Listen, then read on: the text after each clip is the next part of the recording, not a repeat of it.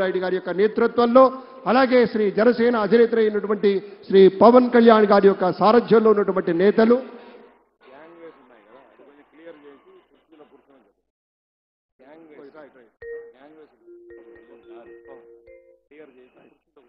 ఒక చిన్న మనవి, పోలీస్ శాఖకు మనం సహకరిస్తూ వెళ్ళాలి.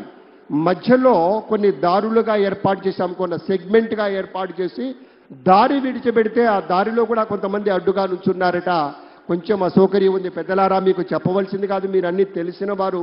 దయచేసి ఆ దారిని విడిచిపెట్టి మిగతా ప్రాంతంలో మీరు కూర్చోండి, కార్యక్రమాన్ని చూడండి అనేటువంటి మాట మీతో మనవి చేస్తూ, ఏళ్ల తరబడి ఎదురు చూసినటువంటి ఒకానొక విశేషానికి ఫలితంగా సమాజ చలనాలకు దర్పణల్లా ఒక సత్య దీక్షతోటి సత్యానుశీలనతోటి ఒక దివ్య స్వప్నం అలా టీవీలో కనపడితే చాలు, ఒక్కసారి మనం ఎన్నుకున్నటువంటి నేతలు అలా కనపడితే చాలు, జనమంతా తమ యొక్క చేతుల్లో ఉన్నటువంటి ఆ వివిధ పతాకాలతోటి అద్భుతమైనటువంటి రీతిలో అనుభూతి చెందుతూ స్వాగతం చెప్తూ ఉన్నారు.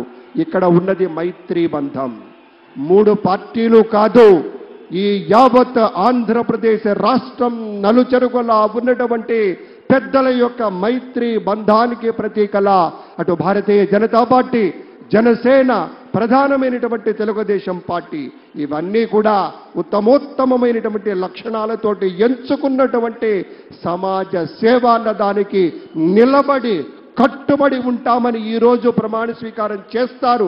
ఆ రీతిలోనే తమ యొక్క సేవలు ఉంటాయి. మనమంతా చూడబోతూ ఉన్నాం.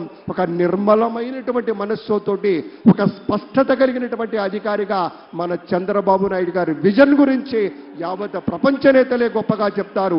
అటువంటి నాయకుడు ఇవాళ మన ముఖ్యమంత్రిగా ప్రమాణ స్వీకారం చేయబోతున్నారు. ఈ ఎడమ వైపు ఉన్నటువంటి పెద్దలంతా కూడా మంత్రులుగా ప్రమాణ స్వీకారం చేయబోతున్నారనేటువంటి మాటను కూడా మీతో పంచుకుంటూ ఉన్నాం. అందరూ ఒకసారి గట్టిగా చప్పట్లు కొడదామా? ఈ చప్పట్లు మన గుండె చప్పుడు అని ప్రత్యేకంగా చెప్పి తీరాలి. ప్రత్యక్షంగా వీక్షిస్తున్న వారు, పరోక్షంగా ప్రపంచ వ్యాప్తంగా ఈ కార్యక్రమాన్ని వీక్షిస్తున్న ప్రతి తెలుగు వారికి మన గుండె చప్పుడు వినే విధంగా, వినిపించే విధంగా కొడదాం. ఏది ఒకసారి